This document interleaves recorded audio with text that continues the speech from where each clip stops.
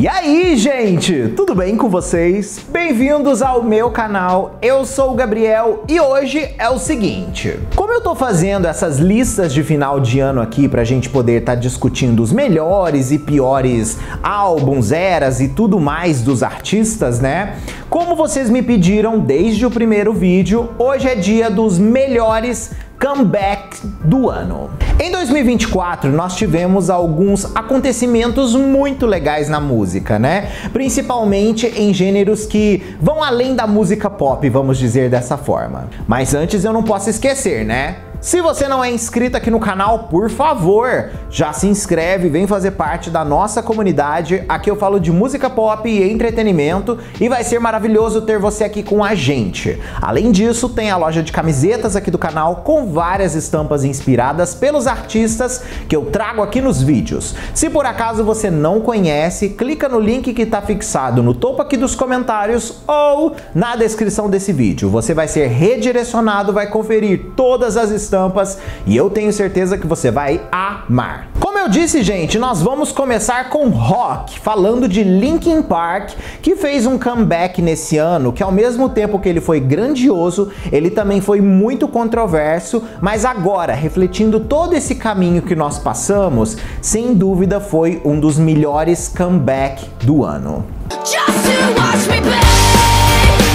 O From Zero, que foi esse 8º álbum de estúdio que o Linkin Park lançou, marcou um ponto de virada completa em tudo que nós temos de percepção sobre a banda. Esse foi o primeiro álbum de estúdio desde o disco de 2017 deles, One More Light, que marca não só o maior intervalo entre álbuns da banda, mas também o primeiro álbum com a nova vocalista Emily Armstrong e o baterista Colin Brittain, principalmente também após a morte do Chester, do ano de 2017, e a saída do baterista Rob Bourdon em 2018, respectivamente.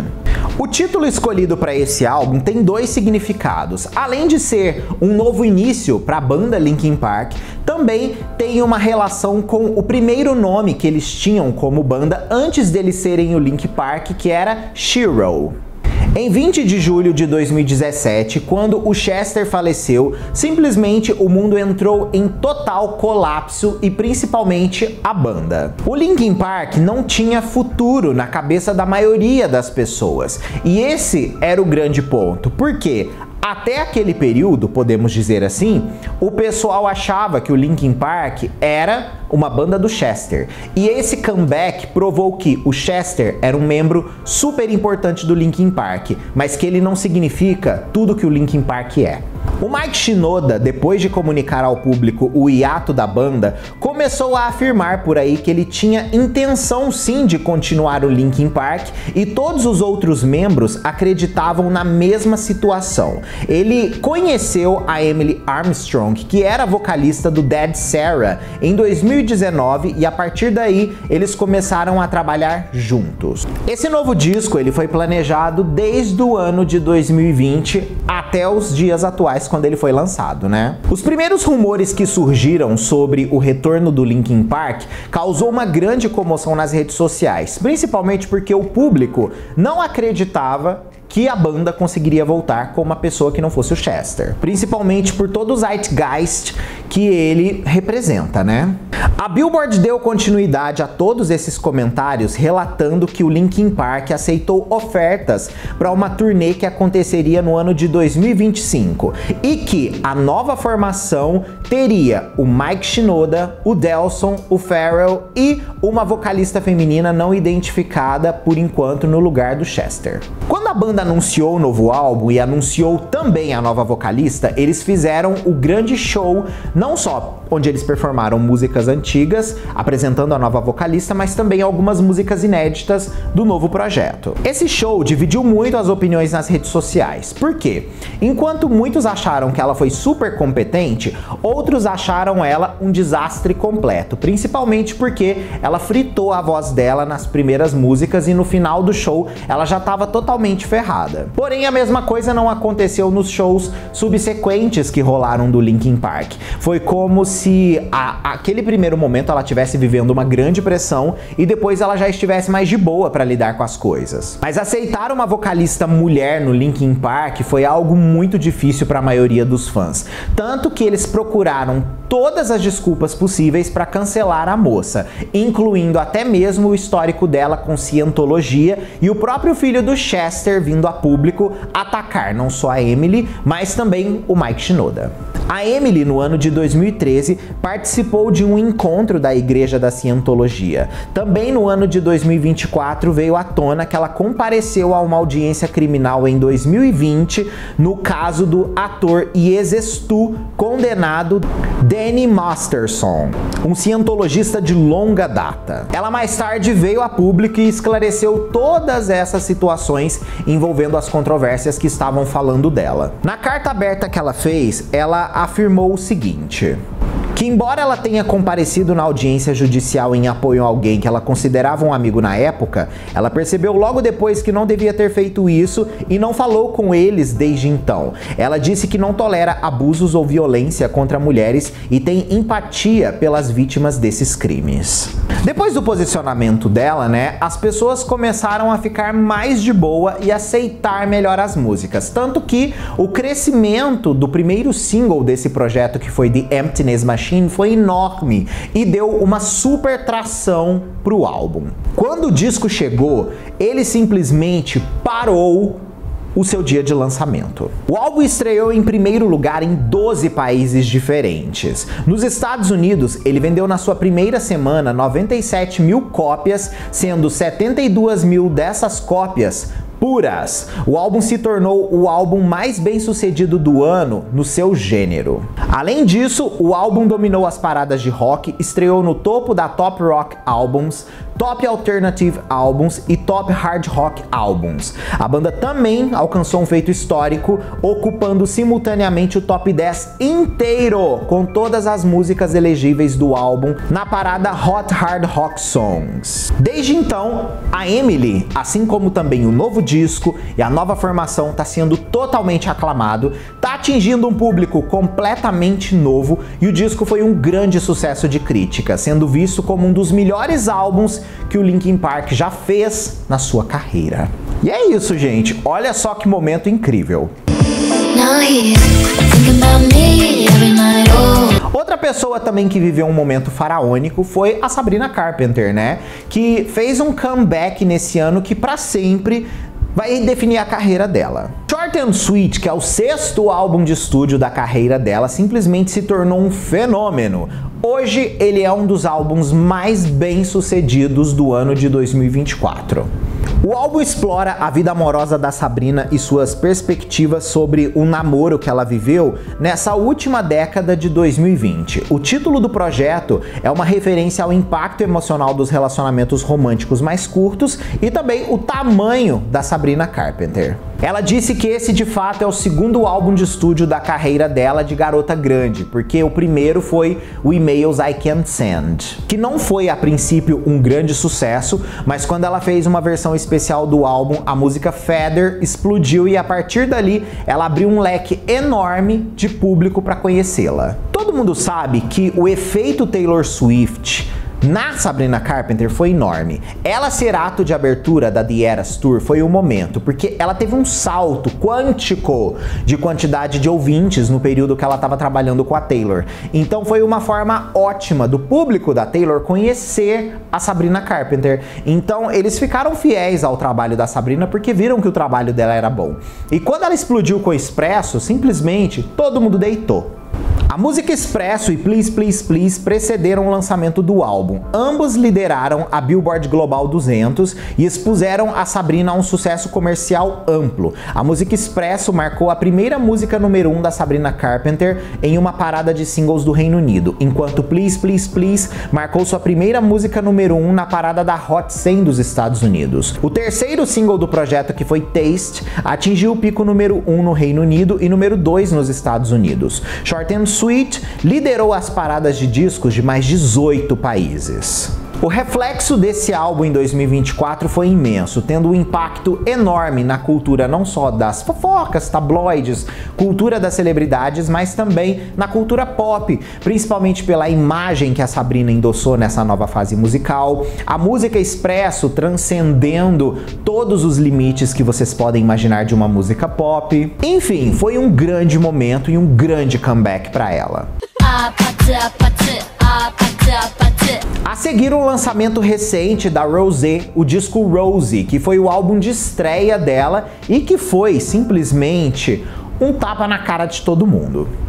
Eu confesso pra vocês que, por mais que eu soubesse da profundidade emocional que a Rosé costuma endossar no trabalho dela, né, principalmente considerando os singles soltos que ela lançou nesses últimos tempos, eu não imaginei que ela fosse ser tão densa no álbum, principalmente considerando o primeiro single do projeto, que foi uma das maiores músicas do ano, que é APT, né, APT, que simplesmente se tornou um fenômeno, né? E o melhor dessa música não representar o álbum é que quando o disco chegou, a gente ficou surpreso em como ela é muito mais do que somente um hit de rádio.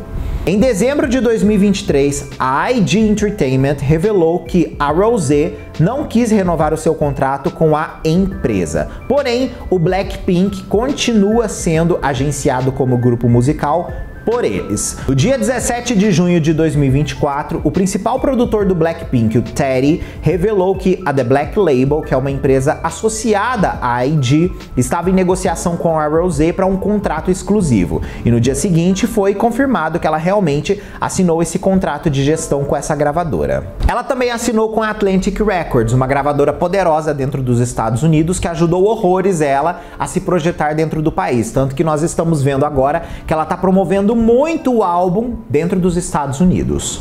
A primeira faixa de trabalho foi APT, uma música que é uma colaboração dela com o Bruno Mars. Foi lançada no dia 18 de outubro e se tornou um sucesso mundial. Ela alcançou o número 1 na Billboard Global 200 e em vários países. Além disso, ela também conseguiu ficar no top 10 dos Estados Unidos e do Reino Unido. Nos próprios Estados Unidos, a música estreou na 8ª posição da Billboard Hot 100, fazendo da Rosé a primeira artista feminina de K-pop da história a ter uma entrada no top 10 da parada. A música tá completamente travada no topo do Spotify global, recebendo mais de 10 milhões de ouvintes por dia só nessa faixa. Mas a Rosé trabalhou outros singles, né? Como, por exemplo, Number One Girl e também o mais recente, Toxic Till the End, que, na minha opinião, é uma das melhores músicas do disco. O álbum se tornou um dos mais bem avaliados do ano, principalmente por toda a questão emocional por trás do projeto.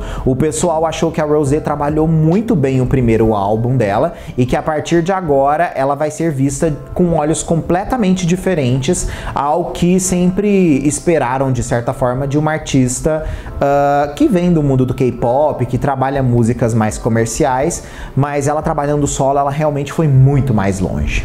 This ain't Texas. Ain't no hold 'em. A seguir, nós tivemos a Beyoncé com o disco Cowboy Carter, uma das eras mais importantes do ano, se não a era mais importante do ano no aspecto de impacto cultural em coisas que transcendem, vamos dizer assim, a música pop. Esse é o 8º álbum de estúdio da carreira da Beyoncé e é o 2º álbum da trilogia de álbuns que ela está planejando lançar. Esse disco é uma jornada por uma reinvenção da cultura americana, destacando a contribuição esquecida dos pioneiros negros para a cultura pop. Conceitualmente, o disco é apresentado como uma transmissão de rádio com a Dolly Parton, a Linda Martell e o Willie Nelson atuando como o disc jockeys. As músicas do álbum apresentam artistas country negros em ascensão, como o próprio Shabuzi, Turner Adel, Brittany Spencer, Kiara Kennedy, Raina Roberts e Willie Jones. O disco foi totalmente aclamado pela crítica especializada, não somente sendo visto como um dos melhores álbuns da carreira da Beyoncé, mas também como um dos álbuns que mais impactou o cenário sociopolítico no mundo. O disco se tornou o 8º álbum consecutivo de Beyoncé em primeiro lugar na Billboard 200 e o primeiro álbum de uma mulher negra a chegar no topo da parada da Country Albums. O disco foi apoiado por 3 singles, Texas Hold'em, 16 Carriages e Two Most Wanted, que é um feat com a Miley Cyrus. O primeiro dos singles se tornou o 9º single número 1 da Beyoncé nos Estados Unidos e a primeira música country de uma mulher negra a chegar ao topo da parada da Hot 100 e também da Hot Country Songs. É muito chocante de pensar que isso só aconteceu em 2024, gente. Quanto tempo nós já não temos de história da música? Veja só que absurdo. O disco teve um impacto muito significativo na música, moda, negócios e cultura e foi amplamente discutido na mídia depois que ele foi lançado, com todas as principais redes de notícia transmitindo reportagens explorando o impacto do álbum. A própria CNN fez um documentário incrível sobre o impacto desse projeto, principalmente na cena de Nashville, que é uma cena que produz artistas country a rodo. Tivemos também um episódio do Lifetime que focou no álbum e seu impacto no espaço da música country. O disco também aumentou a audiência de música country e a tornou mais acessível a públicos mais jovens, com uma publicação inclusive descrevendo o disco como uma mudança cultural e um movimento decisivo em um ponto de inflexão na história da música country. O álbum fez com que 36 milhões de pessoas ouvissem o álbum nas suas primeiras 24 horas, sendo um dos álbuns mais transmitidos de todos os tempos do gênero. A revista Time também afirmou que o Cowboy Carter foi responsável por aumentar em 60% o consumo de música country dentro do país. Mas é claro que a era também não ficou livre de controvérsias, né? O boicote da Beyoncé no Country Music Awards foi um dos grandes pontos de discussão do ano, principalmente porque ficou claro para todo mundo o ponto da Beyoncé através desse álbum. Ela irritou muitas pessoas dessa premiação porque ela fez esse disco basicamente depois de uma situação de racismo que ela sofreu dentro dessa premiação, né, alguns anos atrás, e os próprios artistas que estavam concorrendo ali diziam que a Beyoncé não estava contribuindo para o cenário do country, mesmo que todas essas outras coisas aqui provem o contrário.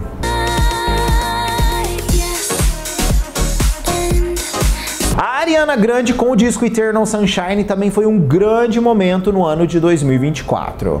Esse disco marcou o primeiro lançamento de estúdio da Ariana em quase 4 anos. Na verdade, 3 anos inteiros, seria o 4º se ela não tivesse lançado neste ano, né?